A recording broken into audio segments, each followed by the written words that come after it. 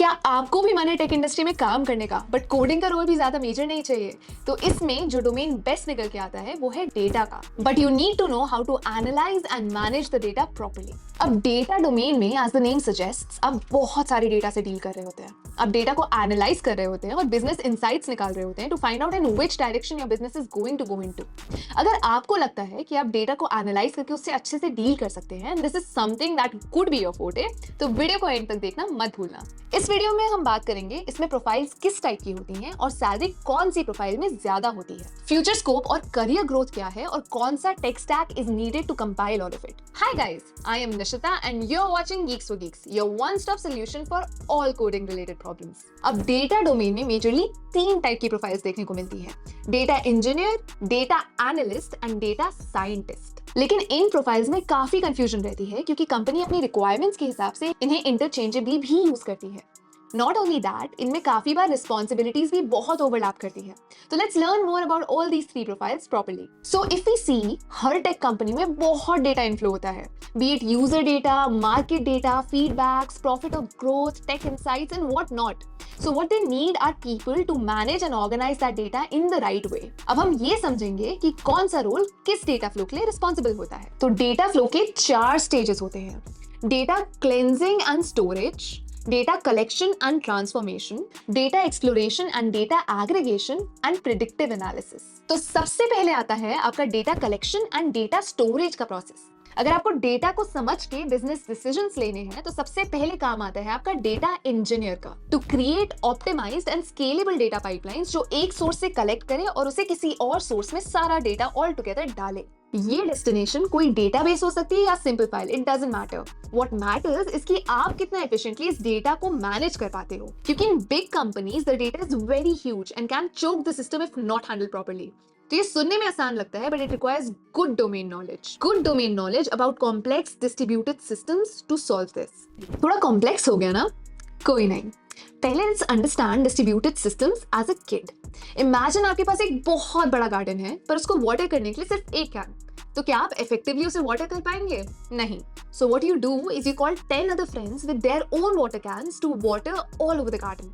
इससे practically possible solution निकालते हैं जिससे गार्डन इफेक्टिवली वाटर हो सकता है। This is the logic behind distributed systems. अब सेम चीज हम सोचते हैं डेटा वर्ल्ड में। हमारे पास एक बहुत बड़ा डेटा सेट है, यानी बिग डेटा। इसे प्रोसेस करना एक बहुत बड़े सिस्टम से प्रैक्टिकली फीजिबल नहीं है, तो हम छोटे छोटे सिस्टम्स को छोटा छोटा चंक ऑफ डेटा देते हैं टू प्रोसेस, एंड जब वो उसे प्रोसेस कर लेते हैं, उसे कंबाइन करके एक फाइनल डेटा सेट बनाते हैं। अब आप खुद सोचिए, इस लेवल का कॉम्प्लेक्स सिस्टम हो और कॉम्प्लेक्स डेटा पाइपलाइंस हो तो एक स्पेशलाइज्ड प्रोफाइल ही चाहिए होगी इसे ऑप्टिमाइज और इससे डील करने के लिए। तो ऐसे लार्ज डेटा सेट की एक्सट्रैक्शन और स्टोरेज को मैनेज करने के लिए जो प्रोसेसेस होते हैं उनसे डील करते हैं हमारे डेटा इंजीनियर्स। सो डेटा इंजीनियर का काम है एंड यूजर्स के लिए डेटा रेडी करना, उनके लिए पाइपलाइंस बनाना। इसके लिए the skills that you would require are some knowledge of Python, SQL and queries पर अच्छा command, big data frameworks like Hadoop, Spark, ढेर सारे databases, data warehouses, data modelling के कॉन्सेप्ट्स के साथ। अगर आपको रोल समझ आ गया पर आपको स्किल्स के बारे में और जानना है तो कमेंट्स में बताइए एंड हम आपके लिए उस पर एक और वीडियो बना देंगे। अगर वीडियो अच्छी लगे तो आप वीडियो को लाइक कर सकते हैं। अब डेटा कलेक्शन एंड स्टोरेज तो हो गई, नेक्स्ट टास्क आता है रॉ डेटा को यूजफुल डेटा में कन्वर्ट करना और उसको एनालाइज करना। तो इस स्टेप में काम आता है हमारा डेटा एनालिस्ट। उनकी रिस्पॉन्सिबिलिटी होती है to pull, interpret and analyse data और उसमें से एक मीनिंगफुल बिजनेस इंसाइट को एक्सट्रैक्ट करना। Now depending upon the company, काफी बार डेटा इंजीनियर्स से भी ये टास्क एक्सपेक्ट किए जाते हैं। अगर मैं इसे आसान लैंग्वेज में बोलूं तो डेटा एनालिस्ट का काम है स्टोर डेटा को यूज करना और उससे बिजनेस क्रिटिकल इंसाइट्स निकालना जो एक्शनेबल हो, जिसे कंपनी आगे यूज करती है to solve business problems and increase revenue. अगर सिंपल एग्जांपल दूं तो मान लो एक डेटा पाइपलाइन है जो सेल्स के डेटा को एक डेटाबेस में स्टोर करती है। अब हमें ये तो क्लियर है कि ये काम एक डेटा इंजीनियर का है, पर अगर सेल्स टीम को पता लगाना है कि लास्ट क्वार्टर में उनका टॉप सेलिंग प्रोडक्ट या प्रोडक्ट कैटेगरीज कौन सी है, तो यहाँ आता है रोल एक डेटा एनालिस्ट का। उनका काम होगा to connect the source of the data, analyse the data and create some business insights and some dashboards that can help solve the required problem. तो एक डेटा एनालिस्ट वो है जो अपने एनालिटिकल एंड टेक्निकल स्किल्स को use करता है to solve data problems. अगर टेक्निकल स्किल्स की बात करें तो data analyst should be really good with Excel and SQL. इसके अलावा अगर आपको पाइथन आती है तो that would be a big plus because it's a powerful language to analyse data. And for visualisation tools they use tools like Tableau और power BI. इसके अलावा आपके बहुत अच्छे कम्युनिकेशन स्किल्स भी होने चाहिए. वैसे communication skills are required in every domain, but इसमें ज्यादा because you suppose to tell the value of that particular data to everybody else in the company. अब लास्ट स्टेज पे आते हैं विच इज प्रिडिक्टिव एनालिसिस. इसका मतलब है आपने डेटा को एनालाइज कर लिया और आपको एक ट्रेंड क्लियर हो गया. अब नेक्स्ट स्टेप आता है प्रिडिक्ट करना. अगर इसको सिंपल लैंग्वेज में प्रेजेंट करें तो डेटा एनालिस्ट ने अपनी रिपोर्ट में प्रेजेंट की top categories for a quarter.